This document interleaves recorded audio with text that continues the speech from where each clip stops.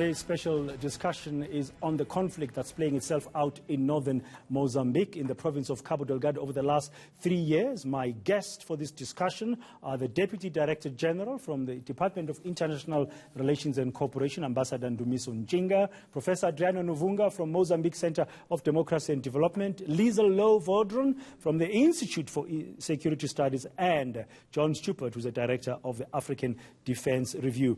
Ambassador Ntshinga, I want to start with you.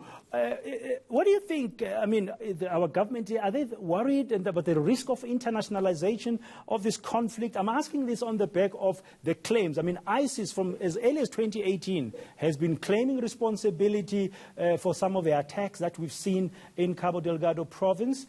And also there's been this link with South Africa via the informal link, unofficial channels with the mercenaries getting involved there. SADC is still waiting for that roadmap. Mozambique is now appealing to the European Union.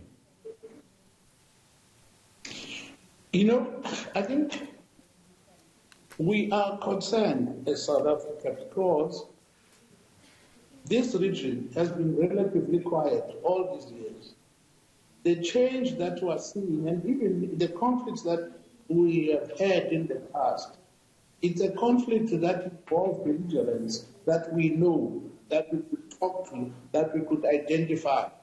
This is a new development in this region.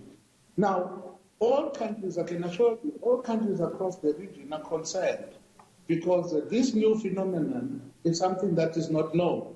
It is therefore, for us, very important that concrete action gets to be taken. South Africa, as South Africa, has made it clear that she is prepared to assist. But we still are waiting for an invitation. There's nothing much that we can do. And the question of internationalization, I think that is the most worrisome thing. In that, when this thing gets to be internationalized, with all these reports that are suggesting that there might be ISIS involvement, there might be involvement of Al-Shabaab and so on, makes one to be extremely concerned that the objective could be that they should go beyond Mozambique and spread across the region, which then we as South Africa, and also I must say at SADC, we are very keen. I mean, SADC does even have the capacity, Liesl, to deal with this matter. It does have a brigade, the SADC brigade, which, if called upon, could go in and make a difference. So the capacity is there in the region. But as I say, we still have to be invited to go in and assist as much as we can. I wonder why, Ambassador, therefore, the invitation is not coming. Let's bring in Adriano. Adriano, do you have an inkling why the Mozambican government, from what the ambassador, the South African ambassador is saying here, he's the DDG for Africa in the Department of International Relations, saying the position of the South African government is, we are ready. SADC has got that brigade and it's waiting. Do you get a sense, Adriano, from the Mozambican government that they are reluctant to invite anybody to come in, but they've gone to Europe? Thank you very much. That is a delicate issue. When this conflict started in northern Mozambique, they were, the way the government has framed it, it has taken time for government to recognize that it was an externally driven conflict loosely linked to ISCAP, Islamic State Central African Province. So it has taken time, and that has opened a space for different options to look at the conflict. Mainly, government has brought quickly Russian mercenaries into the conflict even before considering SADC. it was when the Russian mercenaries failed to repeal the insurgents that, on the one hand, government went to bring the South African company, died, and also started to engage SADC. So that strategy, it has its own incentives. When you bring in private military companies, there are contracts here, and that has its own incentives. And some of these incentives might affect the readiness from the Maputo government to quickly move and mobilize SADC. With that said, I have in my initial intervention indicated that President Nyusi has framed regional support at the summit where Maputo took over the chairmanship of SADC as preventing cross-border actions. So quite different from what we have been expecting. We have been expecting Maputo as taking over the leadership of SADC to tap into that institution and use it in order to get regional support.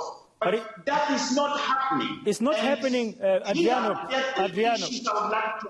Adriano, sorry to come in there. It's not happening, and I wonder why it's not happening. Liesl, why it's not happening?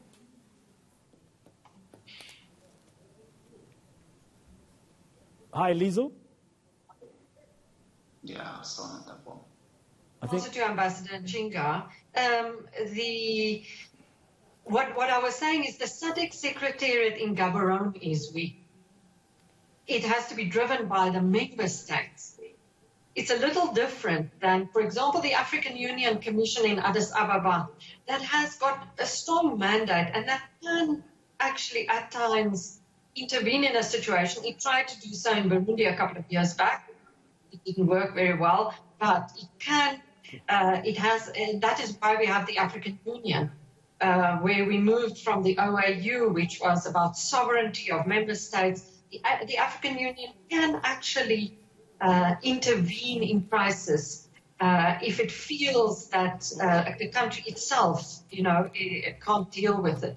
I was in Addis Ababa when there was a discussion about creating a force for Boko Haram against in Nigeria. The Nigerians, it was a little bit the same. I mean, we must not make quick comparisons like this, but there were similarities with the situation. The situation with Boko Haram had been going on for years and years and years, and the Nigerians said, this is our sovereignty, our issue. Then the member states and actually the neighbors of Nigeria got together. They're in Addis Ababa, and the African Union launched the multinational joint task force against Boko Haram. Nigeria bought in. So there was that discussion. There is now a force. So SADC doesn't have, as the secretariat in Gaborone, as I keep repeating, it can't actually override or, doesn't have that strong mandate. It is for President Nyusi, who is now chairing SADC. South Africa is now part of the Troika on politics, defense, and security, together with Zimbabwe and Botswana, who is now leading this organ, which next year we will take over. So we can, as member states, push for this. That's what, sorry, I've been going on to know. No, I get you. But Ambassador Ntshinga was saying that there is a SADC brigade, but Mozambique is not asking for help. We are waiting. Meanwhile, we have at least 250,000 Mozambicans who've been displaced. At least 1,500 people have been killed. Towns have been razed to the ground. Crops have been burnt and stuff like that. And the economy of the region, I mean, was hopeful about the gas discoveries, and the local population still have no benefit. I mean, while this is happening, John, I'm just wondering, I was talking about internationalization. Ambassador Ntshinga said everybody's worried about it. Maybe it's too late, because Adriano says the Russians were there before. Then we had the South Africans there now, and now we're waiting for European Union help. It's already internationalized, isn't it? Well, there's absolutely a lot of interests at stake in this region. But I think, what I want to touch on here is, we're all talking about what is Mozambique's interests, what is SADC, what is the EU, but what are actually the residents of this province or this region, what are they interested in? What are their interests? What are their objectives here? And it's not, I don't believe for a second, simply to spread terror for the sake of it. I think the ISIS label has a lot of misconception about what is at stake here.